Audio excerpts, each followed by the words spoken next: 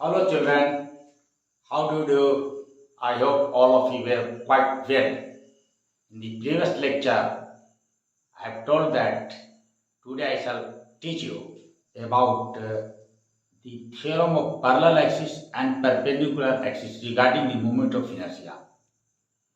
तो moment of inertia से दो थ्योरम बहुत इंपॉर्टेंट हैं और इसका एप्लीकेशन है कि मोमेंट ऑफ इनर्शिया निकालने में काम आता है। इस जो theorem of parallel axis perpendicular axis जो हम लोग करने जा रहे हैं, लिखने जा रहे हैं, एक्चुअली इसका हमको प्रूफ कुछ नहीं देना है। हम लोग सिंपली इस थ्योरम के स्टेटमेंट को लिखेंगे, थ्योरम को समझेंगे और इसको अप्लाई करेंगे मोमेंट ऑफ इनर्शिया निकालने में दूसरे बॉडी पर। तो आइए करते हैं हम लोग मोमेंट ऑफ इनर्शिया में थ्योरम ऑफ पैरेलल एक्सिस लिखते हैं।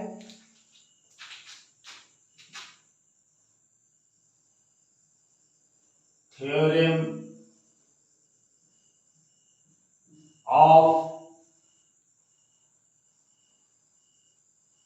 parallel axes।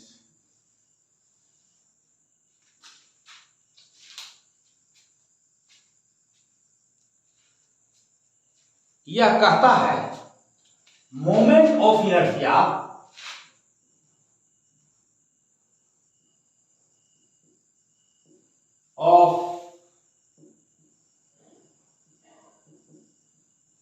of a body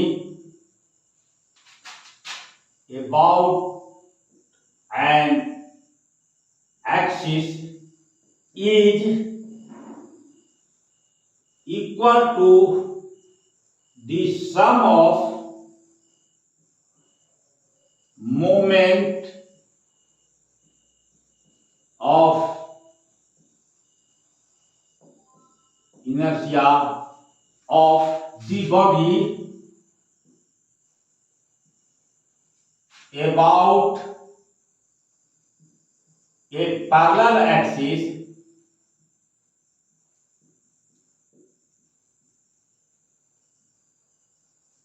passing through its center of mass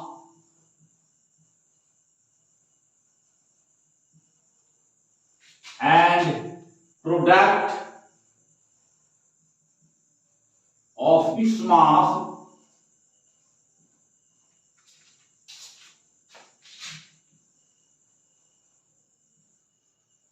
and the square of the distance between two parallel axes। यह कहता है कि moment of inertia of a body about an axis is equal to the sum of moment of inertia of the body about a parallel axis passing through its center of mass, about a parallel axis passing through its center of mass and the product of its mass and the square of the distance between the two parallel axes, square of the distance with two parallel axes। इसका मतलब क्या हो, देखिए हम समझने की कोशिश करते हैं। जैसे कोई एक बॉडी है, ये हम बॉडी एक ले लीजिए और ये इसका सेंटर ऑफ मास मान लीजिए सी है हमारा, ठीक है, और ये हमारा जेड एक्सिस है,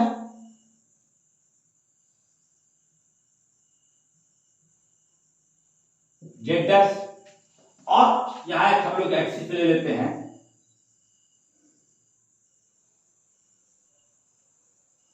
ये हमारा एक्स डैश एक्सिस है। ये दोनों का एक्सिस के बीच का जो डिस्टेंस है यहां से यहां तक, ये हमारा ए है। दिस इज डिस्टेंस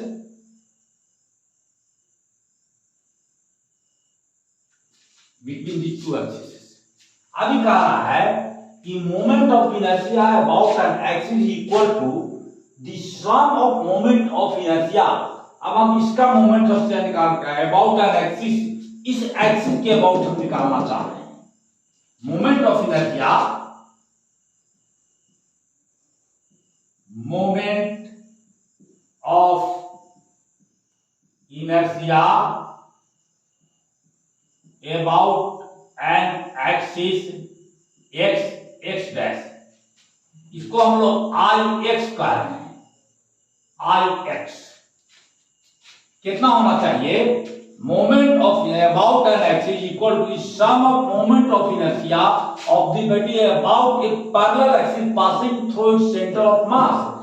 ये एक्स एक्सिस के पैरेलल में एक एक्सिस लिए हुए हैं जो कि सेंटर ऑफ मास से पास कर रहा है, तो इसके अराउंड जो मोमेंट ऑफ इनर्शिया होगा I Z. So about a parallel axis passing through centre of मास, तो इसके around the moment of inertia जो है वो सम प्लस, सम करना है तो प्लस करेंगे, and the product of its mass. अगर इसका मास मान लीजिए कि m है बॉडी का, तो mass and the square of the distance between the two axis, ये दोनों एक्सिस जो एक सेंटर ऑफ मास से गुजर रहा है और जो जिस एक्सिस के अबाउट हमें निकालना है उसका पैरेलल है, मतलब जिस एक्सिस के अलाउंग हमको निकालना है उस एक्सिस और सेंटर ऑफ मास से गुजरता हुआ उसके पैरेलल एक्सिस के बीच का जो डिस्टेंस है वह a है। तो ये क्या हो जाएगा? मास m, mass and the square of the distance between two parallel axis, ये दोनों पैरेलल एक्सिस के बीच के डिस्टेंस का स्क्वायर, तो a का स्क्वायर। ये हमारा theorem of the parallel axis कर रहा है, और इसी का हम लोग अब यूज करेंगे अलग अलग चीजें। याद रखिएगा कि ये हमारा है mass of the rigid body. m क्या है लिखते हैं? m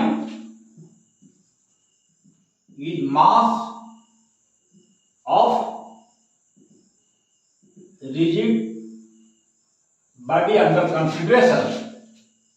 अब इसका हम लोग एप्लीकेशन निकाल रहे हैं।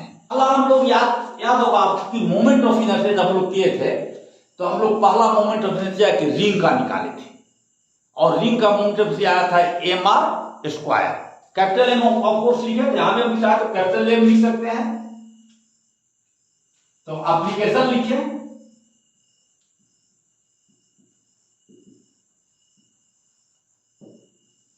अब एक मोमेंट ऑफ इनर्शिया हम लोग रिंग का निकाले थे।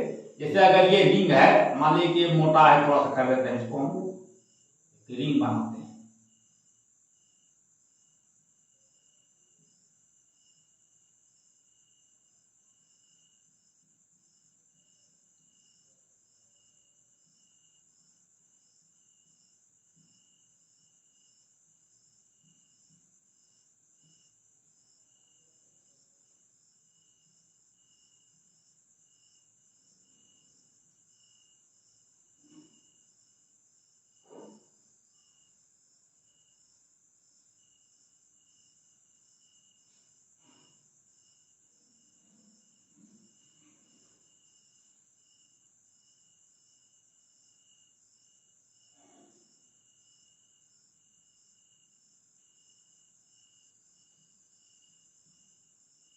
ये रिंग है, हम लोगों ने निकाला था इस रिंग से, इस तरफ में जेड एक्सिस था और ये था सेंटर, इस तरफ में हमारा जेड जेड एक्सिस था। ये हम लोगों ने निकाला था। थोड़ा सा मॉइस्चर है, इसको साफ करते हैं। नमी ये कारण दिखा नहीं रहा ढंग से।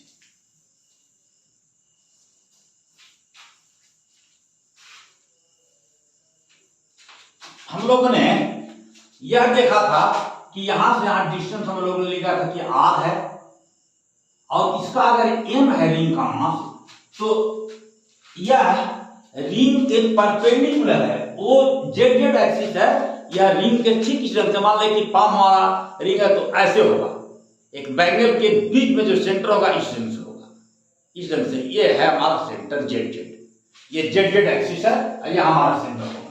तो ये हम लोग निकाले थे कि आई जेड जो था is equal to M R square, हम लोगों ने यही निकाला था, जहां एम क्या है, M is the mass of this ring.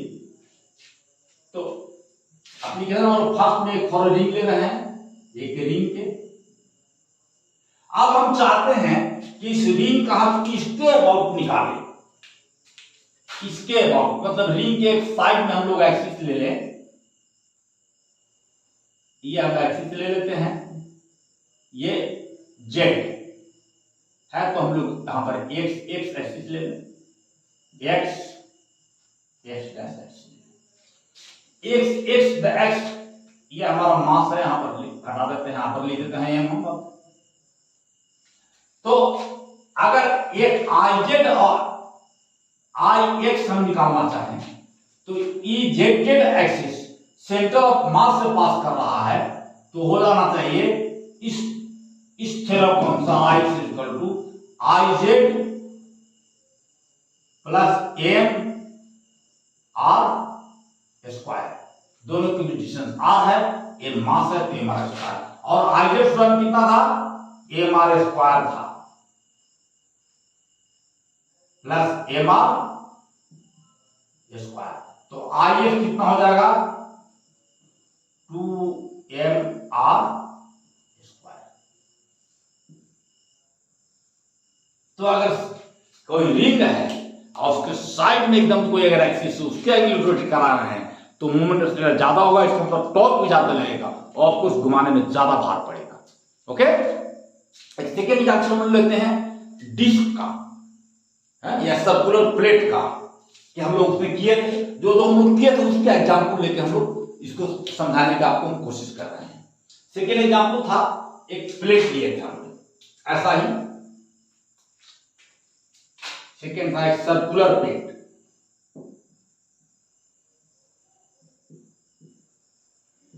अगर ये सर्कुलर प्लेट होता तो आई जेड के आपको याद कीजिए मोमेंट ऑफ इनर्शिया निकालेगा, यही सर्कुलर प्लेट हमारा होता तो आई जेड के अनुसार से ठोस होता सर्कुलर प्लेट, तो आई जेड हम लोग निकाला था, आई जेड हम लोग निकाला था एम आर स्क्वायर बाई 2, और अगर आई एक्स हमको निकालना है सर्कुलर प्लेट के, अगर हमको साइड से निकालना है आई एक्स, तो आई एक्स इक्वल टू हो जाएगा M I Z plus M R square, and this is equal to mr square by 2 plus mr square. So ix is equal to 3 by 2 mr square. Side से यहां पर भी देख रहे हैं कि साइड में अगर है तो साइड में अगर तो उसमें ज्यादा टॉर्क लगेगा, ज्यादा टॉर्क करना पड़ रहा है, एमआर स्क्वायर में वैल्यू ज्यादा बढ़ रहा है, इसका मतलब टॉर्क में हमारा ज्यादा होगा। ओके, आगे हम लोग बात करते हैं, या फोर्स ज्यादा हमको लगाना पड़ेगा घुमाने के लिए उसको। अगर सेकेंड लोग बात करते हैं, आगे हम लोग बात कर रहे हैं, अब करेंगे एक और। उस समय हम लोगों ने किया था रोड का निकाला था, तो अगर रोड को हम लोग जो निकाले तो कैसे हम लोग निकालेंगे उसको, और दूसरे तरीके से इसको थोड़ा सा मिटाते हैं और एक रॉड के लिए करते हैं, इसको रहने देंगे और इसको मिटाएंगे।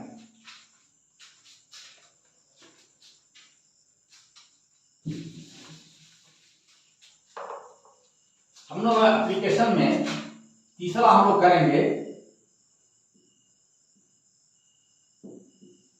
तीसरा का एक था रॉड, ए यूनिफॉर्म रॉड, ये हम लोगों ने सब पिछले लेक्चर में किया था, और ये रॉड था तो हम लोग ऐसा रॉड ले लिए थे,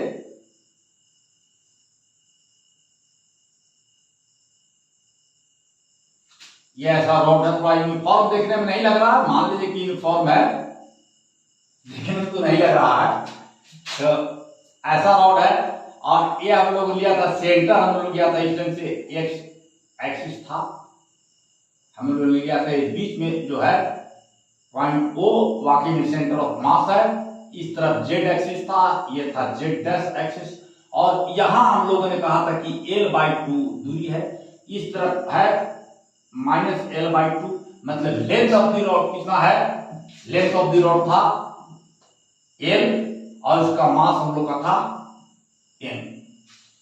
तो ये हम लोग निकाला था, हम लोगों ने इस हम लोग किया था I Z निकाला था हम लोग, moment of inertia about the axis passing through the centre of mass and perpendicular to the rod was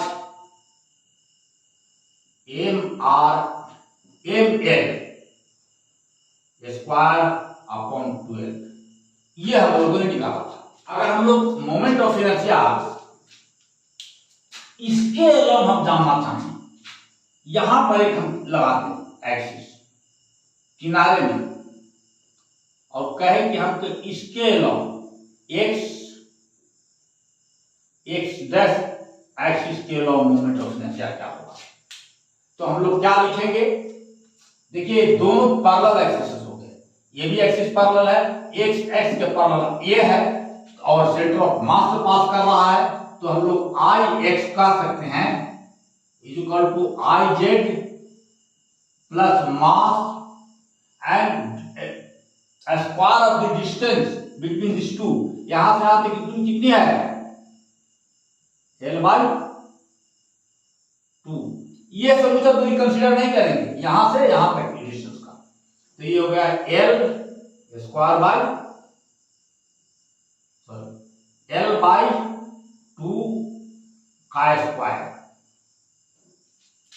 this will B, ये है आपका m L स्क्वायर अपॉन 12 और ये हो जाएगा m L square upon 4, m L square upon, छोड़ दीजिए यहां से और अंदर में ले लीजिए, क्या आ जाएगा 1/12 प्लस 1/4 और this will be equal to m L square, ये हो गया 1 प्लस 3/12, 4/12 तो 4, 3 हो जाएगा, तो ये आ जाएगा कितना m L स्क्वायर 4/12, ये 1 ये 3, so this will come out to be ml square by 3, this is Ix। तो हम लोग इस टाइम से इसका यूज करते हैं पैरेलल एक्सिस के, और पैरेलल एक्सिस करके हम लोग बहुत सारे एक्सिस के लंबों को निकाल सकते हैं। ओके, अब हम लोगों ने अभी थोड़ा देर पहले हम लोगों ने किया था कि एक प्लेट लिया था हम लोगों ने, और इस प्लेट का दो ढंग से किया था। ये तो हम लोगों ने किया था कि जेड एक्सिस है और ये अगर सी है और ये जेड डैश एक्सिस है, और यहां से हम लोगों ने निकालना था, तो हम लोगों ने बड़े आसानी से निकाल दिया था कि इसके पैरेलल है पासिंग थ्रू सेंटर ऑफ मास, तो आई एक्स के हम लोग निकाल दिया था। लेकिन ऐसा नहीं हो, बल्कि आपको ये पूछा जाए कि इस प्लेन में, इसी प्लेन में केवल इस तरफ कोई एक्सिस हो या इस तरफ कोई एक्सिस हो in the plane of the plane, तो उसमें मोमेंट ऑफ इनर्शिया कैसे निकालेंगे। एक प्लेन है, जैसे ये मान लीजिए कि सर्कुलर है, ये हमारा सर्कुलर है, ये सर्कुलर प्लेन है, तो इस प्लेन ये गोला तलक्टू को हम गोला मान लें, तो अभी तक हम निकाल रहे थे कि ये आई जेड हमारा ये हो रहा था प्लेन के लिए, और प्लेट के लिए हमारा आई जेड हमारा ये हो रहा था। अगर इस एक टेंजेंट से यहां से निकाल रहे थे तो इस एक साइड से निकाल रहे थे, लेकिन ऐसा नहीं हो, बल्कि कहा जाए कि इसी प्लेन में हो, इसके प्लेन में कोई एक्सिस हो, इसके एलोंग को रोटेट कराना है। ठीक है, तो इसके रोटेट मतलब इस मोमेंट ऑफ इनर्शिया इसके एलोंग हमको निकालना है, जो उसी के प्लेन में है, in the plane of the plate. तो कैसे निकालेंगे, तो इस सब निकालने के लिए हम लोग और थ्योरम की आवश्यकता पड़ता है, उसको कहते हैं थ्योरम ऑफ परपेंडिकुलर एक्सिस। तो आइए हम लोग उसको भी लिखते हैं और उस पर हम लोग कुछ एप्लीकेशन करेंगे। इसको मिटाते हैं हम लोग और लिखेंगे theorem of perpendicular axis.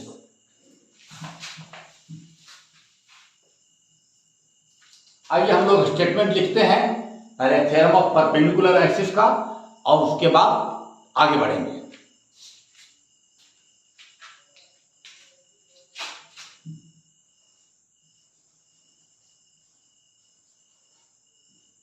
Of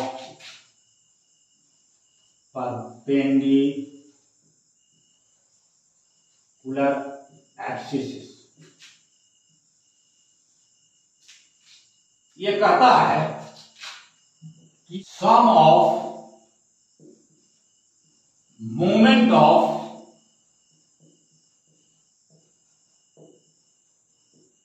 inertia of a plane lamina about two mutually perpendicular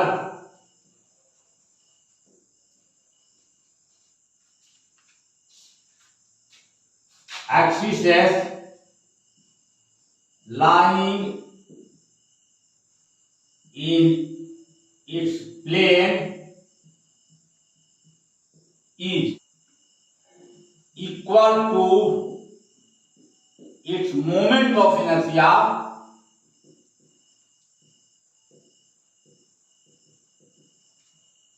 about an axis perpendicular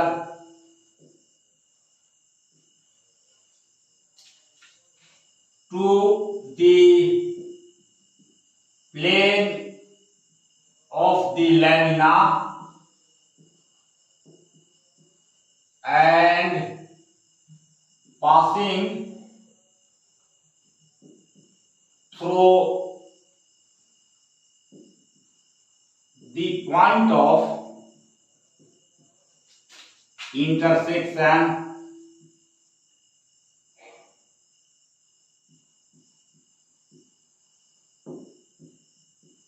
of the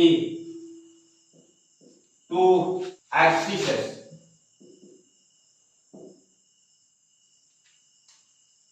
The moment of inertia of a plane lamina about two mutually perpendicular axes lying in its plane is equal to its moment of inertia about an axis perpendicular to the plane of the lamina and passing through the point of intersection of the two axes. देखिए, तो एक lamina हम बना रहे हैं। Lamina मतलब पतला पत्थर से है, प्लेन पतला, एकदम पतला पत्थर है, सतह है, उसी को हम लोग लैमिना कहेंगे। एक थिन शीट रहेगा of iron, that is lamina. तो देखिए, अब लैमिना बनाते हैं। इसे ये हम लोग मान लीजिए कोई लैमिना है, ठीक है, और इस लैमिना का ये हमारा वो सेंटर हम ले लेंगे। तो एक एक्सिस इसी के प्लेन में इस तरफ होगा, एक एक्सिस यहां तक कि हमारा इस तरफ जाएगा एक्स एक्सिस। अच्छा, उसके बाद अगर इस तरफ हम वाई एक्सिस ले लें तो ये हमारा हो गया वाई एक्सिस। एक्स और वाई दोनों क्या है? परपेंडिकुलर। हम दिखा नहीं रहे हैं, यहां हम दिखाएंगे। एक अगला जो जेड एक्सिस ले रहे हैं हम लोग, ये जेड ले लेंगे, ये हम लोग कहें कि ये परपेंडिकुलर है।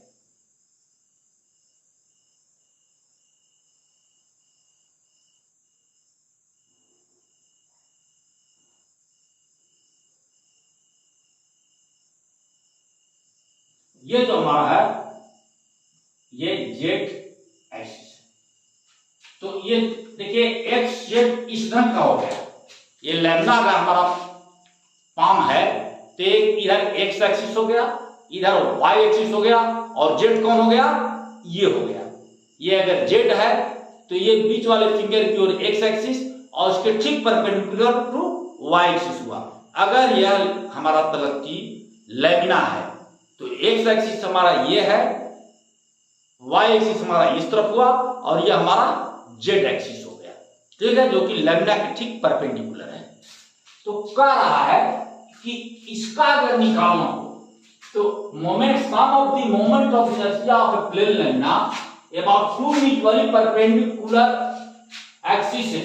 टू म्यूचुअली परपेंडिकुलर एक्सिस का मतलब क्या है? Two mutually perpendicular axis like its plane. ये म्यूचुअली परपेंडिकुलर एक्सिस यहां है, ये और ये, इसका जो सम होगा, इसका जो सम है, sum of the moment of inertia of plane lamina about two mutually perpendicular axis, दोनों दो एक्सिस का, इस तरफ जो होगा मान लीजिए कि आई एक्स है और इस तरफ हमारा आई वाई है, तो यह आई एक्स और आई वाई का सम कितना होना चाहिए? I X plus I Y is equal to the moment of inertia about an axis perpendicular to the plane of the lamina and passing through the point of intersection of two axes। दोनों axis के point of intersection जो है हम लोग 90 degree जो angle बन रहा है, ये एंगल 90 डिग्री है, ये भी एंगल हमारा 90 डिग्री है और ये भी एंगल हमारा 90 डिग्री है। तो ये जो दोनों एक्सिस एक्स एक्सिस और वाई का जो इंटरसेक्शन है वहीं से गुजर रहा है थर्ड, ठीक है, अबाउट ऐसी perpendicular to plane of the lamina, lamina के परपेंडिकुलर है और आई एक्स और आई वाई के परपेंडिकुलर है। यहां पर दोनों जहां मिल रहा है, ये इधर आई एक्स है, इस तरफ हमारा आई वाई है और यह आई जेड है।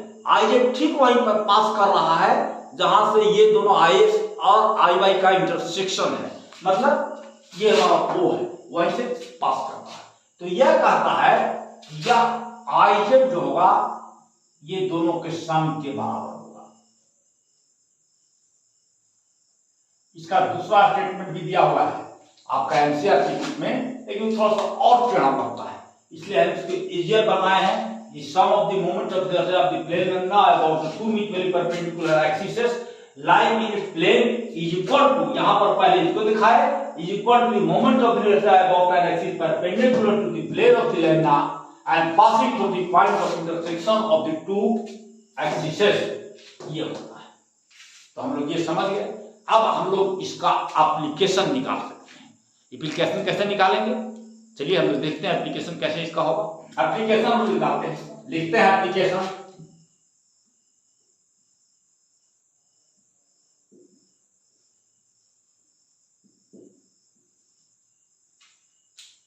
तो एप्लीकेशन, पहला एप्लीकेशन जो है, देखिए हम लोगों ने अभी ये मान लें कि सर्कुलर है, अगर ये सर्कुलर है तो हम लोग आई जेड पहले निकाले थे for a circular plate.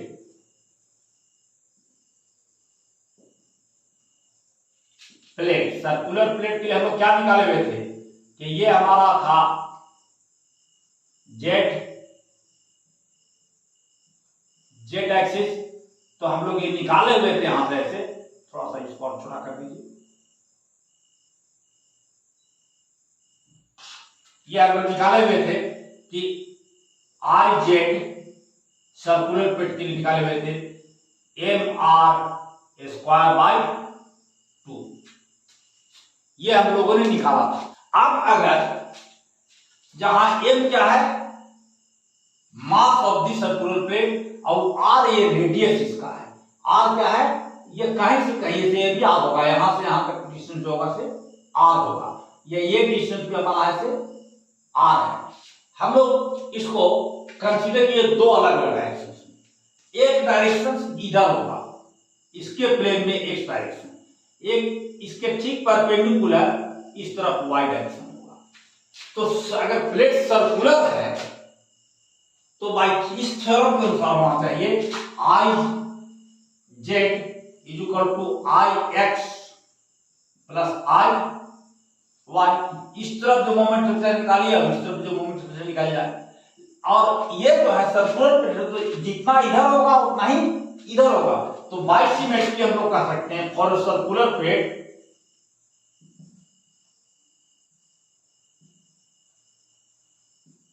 I X is equal to I Y, तो ये हो जाएगा 2 आई एक्स। तो आई एक्स निकालना हो तो क्या कर देंगे, I X is equal to I Z by 2। So I X या आई वाई कोई भी, ये हो जाएगा आई जेड है हमारा एम स्क्वायर आर बाय 2 और ये 2 रहेगा 2 into 2 that is M R square by 4। इसका मतलब कि अगर ये हमारा तगत्ती जो है, पाम जो है, ये हमारा अगर एक प्लेट है तो इसके लॉन्ग तो हमारा है एम आर स्क्वायर बाय 2, लेकिन अगर ऐसे हम निकालना चाहें ये, या इस ढंग से निकालना चाहें एक्स एक्सिस के लॉन्ग या वाई एक्सिस के लॉन्ग निकालना चाहें, कैसे पाम रोटेट कर रहा है, घूम रहा है, तो क्या होगा, तो ये होगा मोमेंट ऑफ इनर्शिया। इसको हम लोग लास्ट में लिख देते हैं I X is equal to M R square upon 4। ध्यान रखना है कि आई एक्स क्या है, in the plane of the length या plane of the plate, circular plate की हम लोग बात कर रहे थे। अच्छा, हम लोग एक रिंग के बारे में बात, तो रिंग का भी देखिए हम लोग कैसे कर सकते हैं। एक रिंग, सेकेंड हम लोग लेते हैं रिंग, तो रिंग का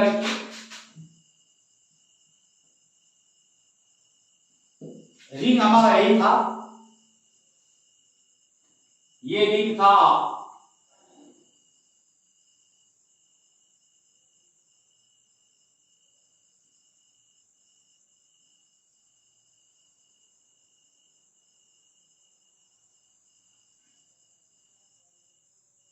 थोड़ा सा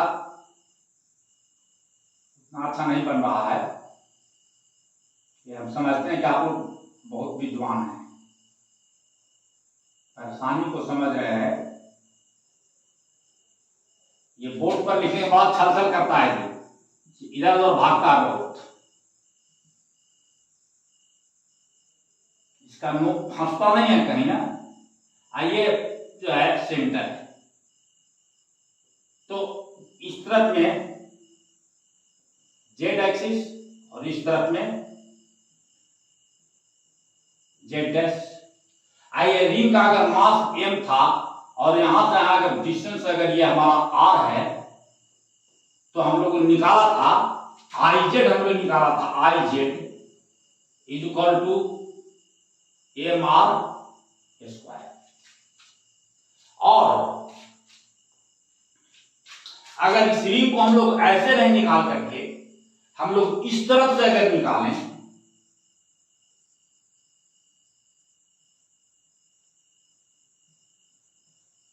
ये हमारा एक्स डैश एक्सिस है, तो इसके अलोंग क्या हो जाएगा, इसके अलोंग हो जाएगा, देखिए पैरेलल एक्सिस लगेगा फॉर्मूला, तो आई जेड प्लस या आई एक्स हो जाएगा आई जेड प्लस एम, और ये भी डिस्टेंस हमारा आर ही होगा, तो एम आर स्क्वायर।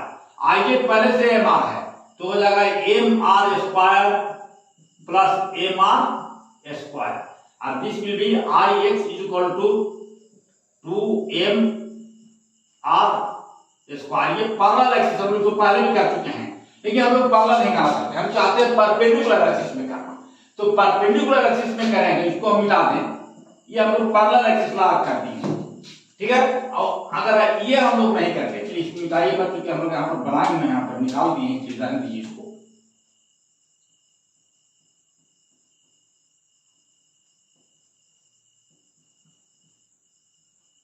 अब मान लीजिए कि ऐसा हो कि ये जो है इस तरफ हमारा एक्स एक्सिस हो जाए और इस तरफ हमारा हो वाई एक्सिस, तो पहले से हम लोग जानते हैं, यहां पर तो हम लोग लगाए हैं theorem of parallel axis, theorem of parallel axis.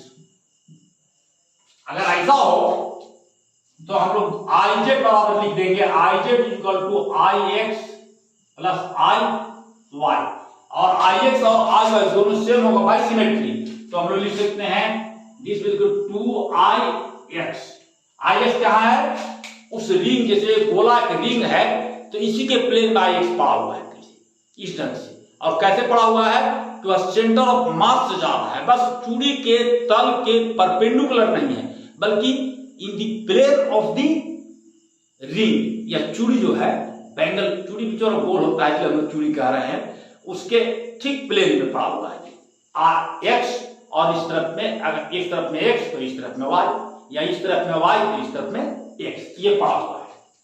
तो आईजेड हम लोग पहले से निकाला हुआ है, कितना आईजेड, आईजेड आपका है मेरा 4/2 है, तो आईएक्स कितना हो जाएगा, सो I X is equal to M R square by 2, घट जाएगा जी, मतलब कम ताकत लगेगा, ठीक है, घुमाने में, ऐसे जो लग रहा है उससे कम ताकत लगेगा इसमें घुमाने। तो ठीक है, हम लोगों ने इतना किया। अब थोड़ा सा हम लोग आइए, हम लोग एनालॉजी करेंगे कि व्हाट आर एनालॉगस, जो कुछ क्वांटिटीज ऐसे हैं जो लीनियर मोशन में और रोटेशनल मोशन में कैसे वेरी कर रहे हैं, आइए इसको हम लोग लिखते हैं और देखते हैं। तो हम लोग पहले उसका हेडिंग देंगे, analogy between translational motion and rotational motion, और हेडिंग देने के बाद हम लोग उसको कंपेयर करके देखेंगे। चलिए हम लोग इसको पहले बोर्ड को मिटाते हैं, उसके बाद आगे काम करेंगे।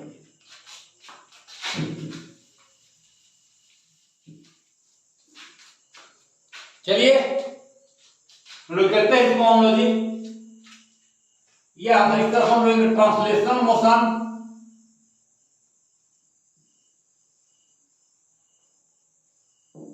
ट्रांसलेशनल मोशन, और यहां पर ले लेंगे रोटेशनल मोशन,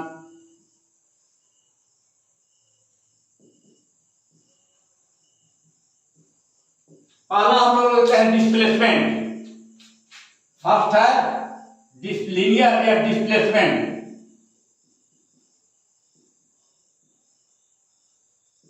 इसको हम लोग दिखाते हैं एक्स से लेते हैं या एस से लेते हैं, एक डिस्प्लेसमेंट, जबकि यहां हम लोग लेते हैं एंगुलर डिस्प्लेसमेंट।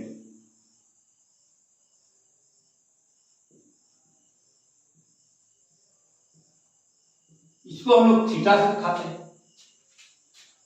दूसरा है लीनियर वेलोसिटी,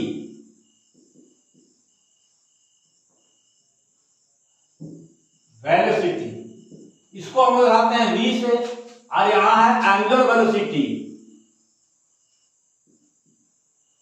इसको हम लोग दिखाते हैं ओमेगा। थर्ड है लीनियर एक्सेलरेशन, इसको हम लोग ए से दिखाते हैं, तो यहां हम लोग एंगुलर एक्सेलरेशन कर देंगे, और इसको हम लोग अल्फा से दिखाते हैं। यहां हम लोग होता है, आगे है मास लेते हैं लीनियर मोशन में, मास को हम लोग m से दिखाते हैं, तो यहां हम लोग कहते हैं मोमेंट ऑफ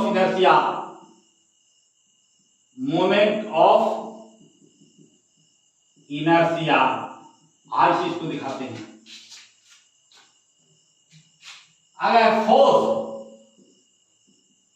को हम दिखाते हैं F is equal to ma, तो यहां दिखाते हैं टॉर्क, यहां होता है टॉर्क, इसको हम लोग रिप्रेजेंट करते हैं टाउ से, और लिखते हैं I into alpha. Work done is equal to F ds, यहां पर वर्क डन हो जाएगा F के बदले टॉर्क और ds के बदले थीटा। देखिए तो ये लीनियर मोमेंटम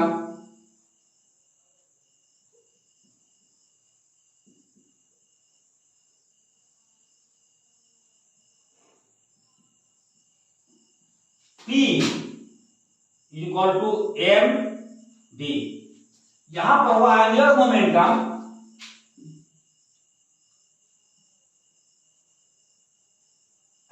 मोमेंटम तो हम लोग दिखाते हैं एल से, इज इक्वल टू आई, और v के जगह पर होता है यूमेगा, तो आई यूमेगा। इसमें देखिए तो 8वां काइनेटिक एनर्जी, काइनेटिक एनर्जी, इसको हम लोग ई से रिप्रेजेंट करें तो होता है हाफ mv²। अच्छा, इसमें हम लोग m से दोनों तरफ मल्टीप्लाई कर देते हैं, 2 को इस तरफ लाते हैं, तो 2me इज इक्वल टू हो जाएगा m² v², this is nothing but p, ये हमारा p है, that is p²। So p is equal to √2me। ये इंपॉर्टेंट कंक्लूजन रहा है, इसकी जरूरत पड़ती है। यहां पर आइए तो यहां पर क्या होगा, यहां पर काइनेटिक एनर्जी हो जाएगा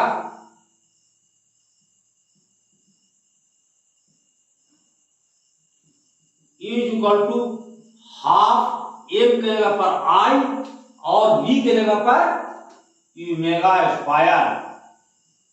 और इसमें 2e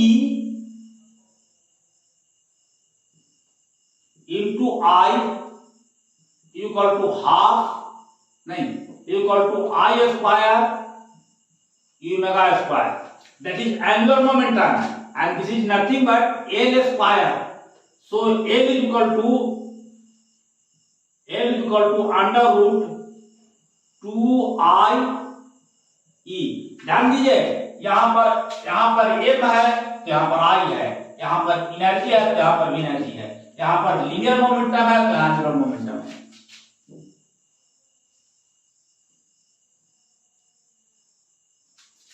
पावर,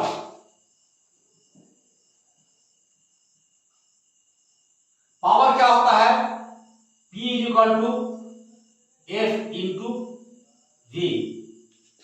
कैसे, देखिए, power equal to work done माने F ds upon time dt, ds upon dt is nothing but V, so this will be F V। Clear. अब यहां पर भी पावर अगर लिखना हो तो क्या लिखेंगे, पावर के लिए हो जाएगा F, फोर्स के लिए होगा टॉर्क, और V के लिए होगा यूमेगा। तो टॉर्क को हम लोग I अल्फा भी कहते हैं, तो लिखेंगे I अल्फा इंटू यूमेगा। तो ये पावर के लिए हो गया, ये भी पावर के लिए हो गया यहां पर।